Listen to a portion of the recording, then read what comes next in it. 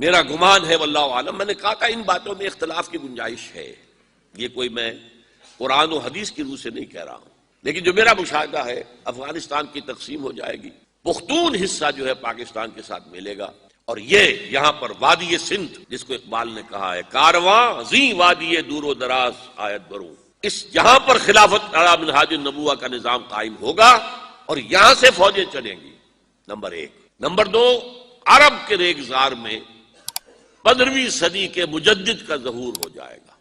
مہدی کو ہم مانتے ہیں مجدد، شیعہ مانتے ہیں 12ویں امام جو چھپے ہوئے، ان کے امام معصوم جو ہے 12، ان میں سے آخری جو ہے وہ چھپے ہوئے ہیں غار میں 1200 برس سے، اور وہ ظاہر ہوں گے، یہ ان کا عقیدہ ہے، ہمارا نہیں ہے۔ ہم سمجھتے ہیں جیسے ہر صدی میں اللہ مجدد بھیجتا رہا، اسی طریقے سے میرے گمان میں 15ویں صدی کے مجدد جو ہے وہ حضرت مہدی ہوں گے، ان کی حکومت جا کر یہ فوج قائم کرے گی، عربوں میں دم نہیں ہوگا، وہ اپنی عیاشیوں کی وجہ سے بالکل کھوکھلے ہو چکے، دولت کی فراوانی اور عیاشیاں۔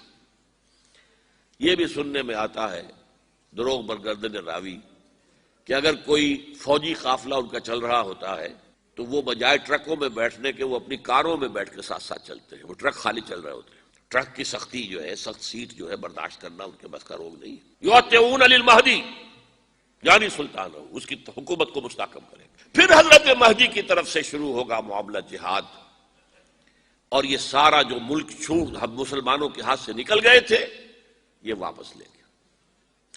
اس میں ایک کوسچن ہے جو میرے ذہن میں بہت عرصے سے تھا، جس کا کہ جواب اب مجھے سوچا ہے، واللہ عالم، یہ ساری باتیں میں کہہ رہا ہوں میرے گمان ہے، کیسے ہوگا کہ اتنی بڑی طاقت ایٹمک پاورز کے مقابلے میں مسلمان دوبارہ میدان میں آ کر اور جیتتے چلے جائیں؟ میرا گمان یہ ہے واللہ عالم، اس پورے معاملے کا سارا جو ہے ارینا جو ہے وہ ہے مڈل ایسٹ، یورپ، جس میں حدیث میں آیا ہے کہ رومی عیسائی 80 جھنڈوں تلے تم پر حملہ کریں گے اور ہر جھنڈے کے نیچے 12,000 فوج ہوگی، 10 لاکھ۔ اور مجھے حال ہی میں معلوم ہوا ہے کہ آج کل جو ایک ڈویژن ہوتا ہے وہ 12,000 کا ہوتا ہے، تو 80 ڈویژنز آرمی آئے گی۔ لیکن معلوم ایسا ہوتا ہے کہ روس، چائنا، جاپان اور میرے خیال میں انڈیا بھی، یہ نیوٹرل رہیں گے، نمٹ لو آپس میں۔ تو ابراہیمی قوموں کا جھگڑا ہے نا کہ فلسطین کس کا ہے، مسلمان کہتے ہیں ہمارا ہے، یہودی کہتے ہیں ہمارا، عیسائی کہتے ہیں ہمارا، تو نمٹ لو، سیٹل یور سکورز۔ لیکن کوئی ویپنز آف ماس ڈسٹرکشن استعمال نہ ہو، اگر وہ ہوئے تو پھر ہم میدان میں آ جائیں گے۔ میرا گمان یہ ہے کہ ویپنز آف ماس ڈسٹرکشن استعمال نہیں کر سکیں گی مغربی طاقتیں، اور پھر جنگ کے اندر مسلمانوں کے ساتھ جیتنا ان کے لیے ممکن نہیں ہے۔ جن کو موت عزیز ہے، منحصر مرنے پہ ہو جس کی امید، نا امیدی اس کی دیکھا چاہیے، اور وہ مرنے کو تیار نہیں ہے۔ وہ تو 40,000 فٹ کی بلندی سے ڈیزی کٹر پھینک سکتے ہیں، نیچے نہیں آئیں گے۔ اور جب نیچے کچھ اتنے تھے تو جو حشر کیا تھا، تو جو بات کہی تھی رمزفیلڈ نے، ویری ٹینیشیس فائٹرز، یہ افغان والے جو ہیں یہ تو چمٹ جانے والے ہیں، یہ ایسے جنگجو ہیں، ان سے جان چھڑانی مشکل ہے، جن کے لیے موت سب سے بڑی کامیابی ہے۔ شہادت مطلوب و مقصود مومن نہ مال غنیمت نہ کشور کشائی، مسلمانوں کا مقابلہ کر سکیں گے؟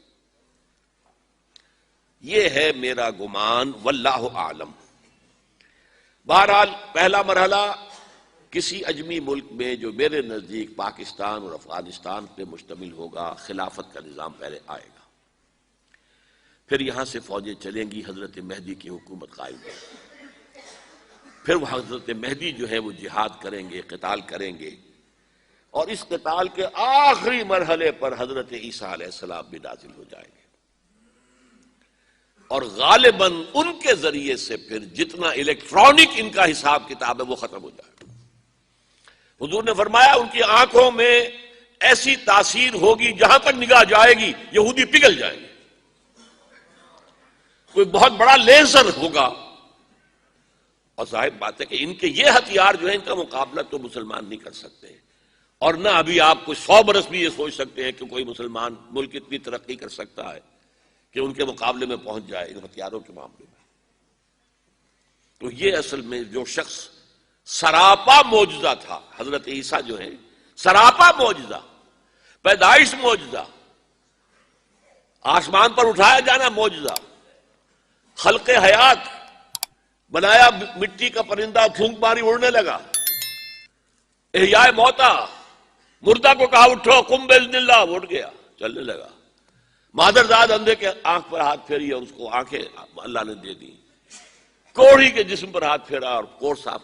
اس سے بڑے معجزے تو کسی کو دیے ہی نہیں گئے، سراپا معجزہ۔ وہی آ کر آخری جو بھی ہوگا معاملہ، اس کے اندر حضرت عیسیٰ کی معجزاتی شخصیت جو ہے در حقیقت وہ فیصلہ کن ہوگی۔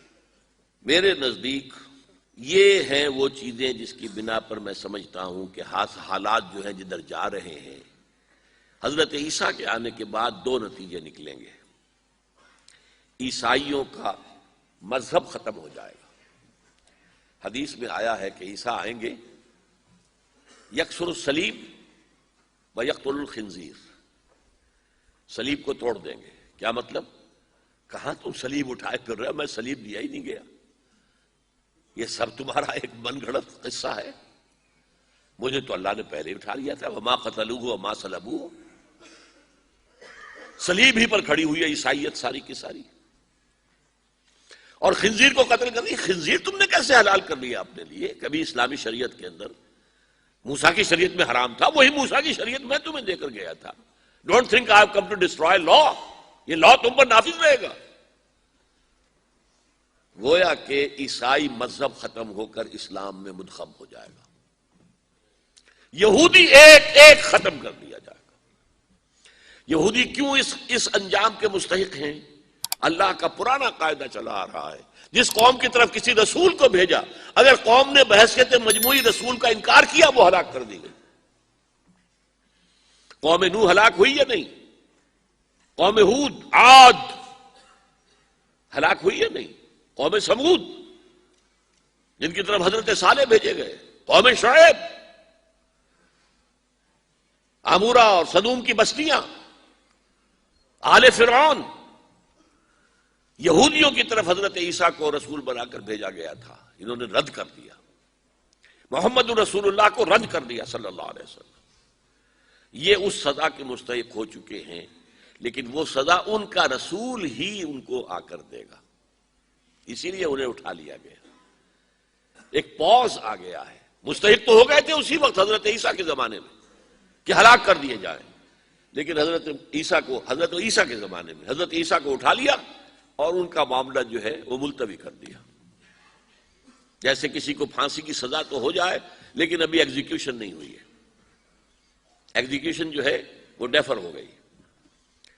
یہودی ختم، عیسائیت ختم، اور عیسائی سب مسلمانوں کے ساتھ شامل ہو کر ایک ملت واحدہ بن جائیں گے۔